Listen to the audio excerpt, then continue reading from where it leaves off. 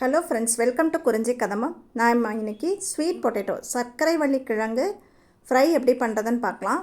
இது ரொம்ப டேஸ்டியாக இருக்கும், ஈஸியாகவும் செய்யக்கூடிய ஒரு ரெசிபி. சர்க்கரை வள்ளி கிழங்கு வாரத்தில் 4 நாட்களாவது எடுத்துக்கணும்னு சொல்கிறாங்க. இந்த மாதிரி ஃப்ரையாக செஞ்சிங்கன்னா இது சாம்பார், தயிர், ரசம் எல்லா சாதத்தோடையும் அதேமாதிரி வெரைட்டி மீல்ஸோடையும் நல்லா பேர் ஆகும். கண்டிப்பாக செஞ்சு பாருங்கள். இதுக்கு நான் இன்றைக்கி 1/2 கிலோ அளவு சர்க்கரை வள்ளி கிழங்கு எடுத்திருக்கேன். அதை நல்லா கழுவிக்கணும். தனியாக ஒரு ஸ்க்ரப்பர் வச்சுக்கோங்க. இந்த மாதிரி கிழங்கு வகைகளை கழுவுறதுக்கு நல்லா மண் போக கழுவிட்டால் நம்ம தோலோடையே யூஸ் பண்ணிக்கலாம். இந்த மாதிரி வட்ட வட்டமாக கட் பண்ணிக்கணும். திக்னஸ் வந்து ஒரு 1/2 இன்ச் அளவு இருக்கிற மாதிரி கட் பண்ணிவிட்டு அதை தண்ணியில் போட்டு வச்சுருங்க.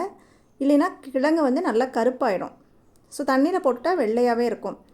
தண்ணியிலே இருக்கட்டும். இதுக்கு நம்ம ஒரு மிக்ஸ் ரெடி பண்ணணும். அது ரெடி பண்ணிவிட்டு அதை மிக்ஸ் பண்ணுறதுக்கு முன்னாடி ஒரு 5 நிமிஷத்துக்கு முன்னாடி தண்ணியை வடித்து வச்சுக்கணும். இதுக்கு 2 டேபிள் ஸ்பூன் அளவு கடலை மாவு, 1 டீஸ்பூன் உப்பு, 1 டீஸ்பூன் தனி மிளகாய்த்தூள், 1/2 டீஸ்பூன் அளவு பெருங்காயத்தூள், இதெல்லாம் சேர்த்து நல்லா மிக்ஸ் பண்ணிக்கணும். இந்த காரம் உப்பு வந்து உங்களுடைய தேவைக்கேற்ப அதிகமாகவோ குறைச்சோ கூட நீங்கள் சேர்த்துக்கலாம். இதுக்கு கொஞ்சம் கொஞ்சமாக தண்ணி சேர்த்து நல்லா ஒரு திக்கான பேஸ்ட்டாக ரெடி பண்ணிக்கணும். இதுக்கு மொத்தமாகவே ஒரு 1/4 கப்பை விட கம்மியான அளவு தண்ணி தான் பிடிக்கும். ஸோ அதை பார்த்து சேர்த்துக்கோங்க. தண்ணியை நல்லா ஒரு 5 நிமிஷத்துக்கு முன்னாடி வடித்து வச்சுருங்க. அதுக்கப்புறமா இந்த கிழங்குகளை வந்து இந்த மிக்ஸோடு சேர்த்து நம்ம மிக்ஸ் பண்ண போகிறோம். அப்படியே தண்ணியிலேருந்து டைரெக்டாக எடுத்து போட்டிங்கன்னா அதுலேருந்து தண்ணி விட்டு இந்த மிக்ஸ் வந்து ரொம்ப தண்ணி மாதிரி ஆகிடும். ஸோ கண்டிப்பாக கொஞ்சம் நேரத்துக்கு முன்னாடியே வடித்து வச்சுட்டு இந்த மாதிரி மிக்ஸ் பண்ணி ஒரு 5 நிமிஷம் வச்சுருங்க. இப்போ கனமான கடாய் காய வச்சுட்டு அதில் 1 டேபிள் ஸ்பூன் எண்ணெய் சேர்த்துட்டு இந்த மிக்ஸை இன்னொரு முறை நல்லா மிக்ஸ் பண்ணிவிட்டு அந்த கடாயில் எவ்வளவு தூரம் நீங்கள் வந்து இதை வந்து அடுக்கி வைக்க முடியுமோ அந்தளவுக்கு வச்சுக்கோங்க. வச்சுட்டு நீங்கள் ஒரு மூடி போட்டு இதை மூடி வச்சிடணும். ஜஸ்ட்டு ஒரே ஒரு நிமிஷம் தான் குக் ஆயிரும். சர்க்கரை வள்ளி கிழங்கு உருளைக்கிழங்கை விட ரொம்ப ஃபாஸ்ட்டாக குக் ஆயிரும். 1 நிமிஷம் ஆனதுக்கப்புறமா எடுத்துட்டு அந்த கிழங்குகளை திருப்பி போடுங்க.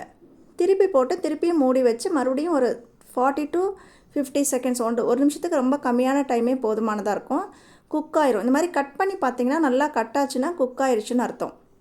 ஸோ சூப்பராக சர்க்கரை வள்ளி கிழங்கு ஃப்ரை ரெடி ஆயிடுச்சு.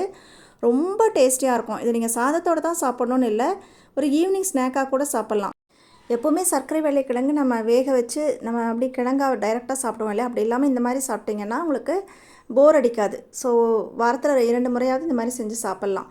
நல்லாயிருக்கும். கண்டிப்பாக இதை ட்ரை பண்ணி பாருங்கள். ரொம்ப சூப்பராக இருக்கும். மறக்காமல் சேவ் பண்ணிவிட்டு கட்டாயம் ட்ரை பண்ணிவிட்டு ஃபீட்பேக் என்னென்னு கமெண்ட்டில் சொல்லுங்கள். தேங்க்யூ.